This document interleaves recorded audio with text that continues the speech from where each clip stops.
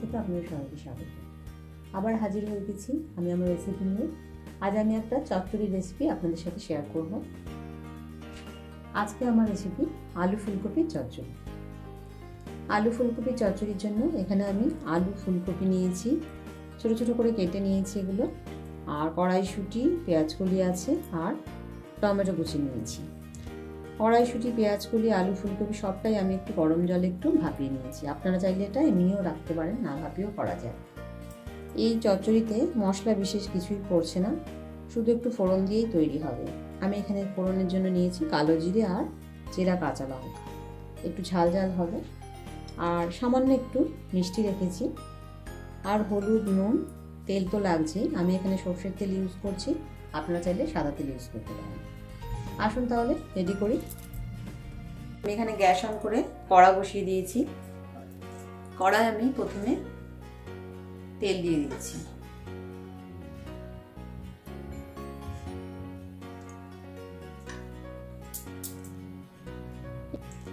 এই ছোট চামচে 3 চামচ মতো তেল আমি এখানে দিয়ে দিলাম। তেলটা গরম হয়ে গেছে। এবার আমি তেলের মধ্যে কালো জিরে আর কাঁচা লঙ্কা চেরাটা দিয়ে দিচ্ছি।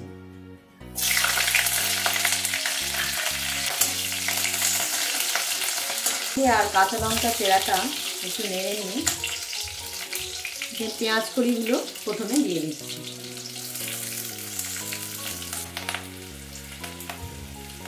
একটু নুন দিয়ে দিলাম, কারণ তেলটা বড্ড ছিটছে, তার জন্য আমি একটু নুন দিয়ে দিলাম। আর নুন দিলে পেঁয়াজ কলিটাও খুব তাড়াতাড়ি কিন্তু নরম হয়ে যাবে।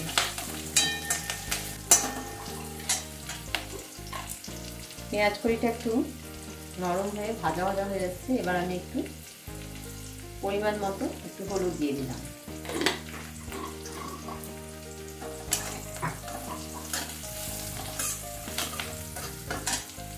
এবার আমি এতে দিয়ে দিচ্ছি টমেটো কুচিগুলো।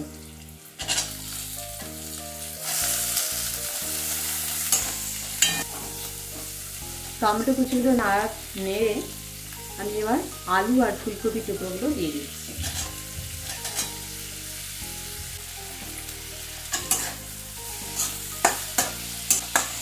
এবার আলু ফুলকপি দিয়ে ভালো করে সমস্ত সবজিগুলোকে একটু ভাজা ভাজা করে নিচ্ছি।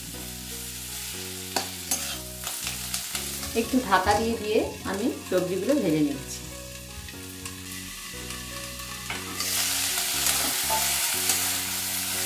ঢাকা খুলে নেড়ে নেড়ে আমি সবজিগুলোকে ভেজে নিচ্ছি।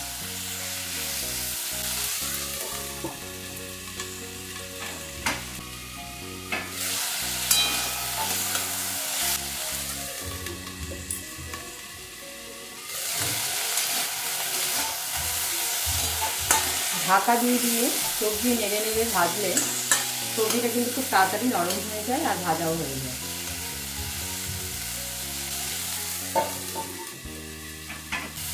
দেখুন আলু ফুলকপিগুলো কিন্তু ভালোই হালকা করে ভাজা ভাজা হয়ে গেছে। খুব বেশি ভাজার দরকার নেই, একটু হালকা করে ভেজে নিলেই হবে।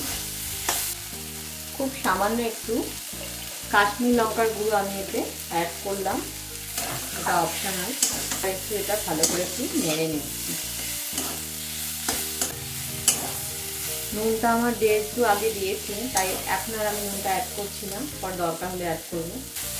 এবার আমি এতে ভাপিয়ে নেওয়া কড়াইশুঁটিগুলো দিয়ে দিলাম। এবার আমি এতে প্রয়োজন মতো একটু জল দিয়ে দিচ্ছি।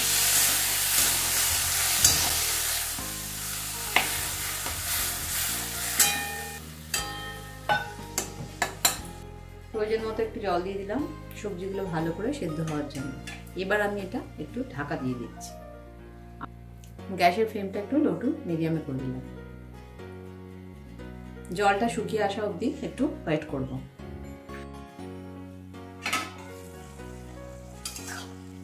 7-8 মিনিট পর আমি ঢাকাটা খুলে নিয়ে দেখছি একটু সবজিগুলো সেদ্ধ হয়েছে নাকি।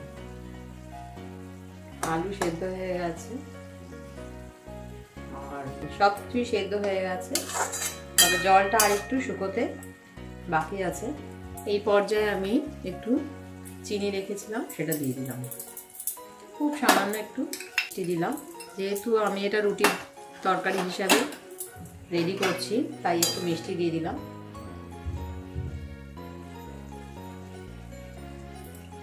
আর একটু নুন দিয়ে দিলাম, মনে হচ্ছে নুনটা একটু কম হয়েছে তাই আর একটু পরিমাণ মতো নুন দিয়ে দিলাম। সব কিছু সেদ্ধ হয়ে এসছে, ফুলকপিটা আর একটু বাকি আছে।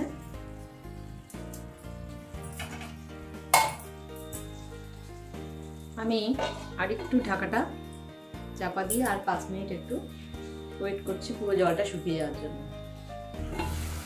5 মিনিট পর ফিরে এলাম। আমাদের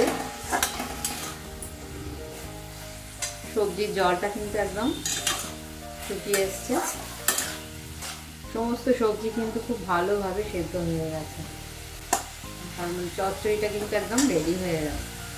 নুন টুন সব চেক করে নিয়েছি, একদম ঠিকঠাক আছে। এবার আমি গ্যাসের ফ্লেমটা অফ করে দিলাম। এবার আমি এটা সার্ভ করে দিচ্ছি। ফুলকপি আলুর খুব সুন্দর চচ্চড়ি কিন্তু তৈরি হয়ে গেছে, এটা কিন্তু দারুণ টেস্টি হয় খেতে। এবার আমি এটা সার্ভ করে দিচ্ছি। ফুলকপি আলুর চচ্চড়ি আমার তৈরি হয়ে গেছে, আমি এখানে সার্ভ করে দিয়েছি। এটা খুব হালকা একটা রেসিপি আপনাদের সাথে আজকে শেয়ার করলাম। কোনো ঝামেলা নেই, খুব তাড়াতাড়ি চটপট রান্না হয়ে যায় আর মশলাপাতি ছাড়াই এই রেসিপিটা তৈরি হয়ে যায়। রাতে ডিনারে রুটির সাথে বা সকালে ব্রেকফাস্টে লুচি পরোটা যা কিছুর সাথেই এটা কিন্তু দারুণ লাগে খেতে। অবশ্যই একবার এইভাবে ট্রাই করে দেখতে পারেন। যদি ভালো লেগে থাকে রান্নাটিকে লাইক ও শেয়ার করার অনুরোধ রইল।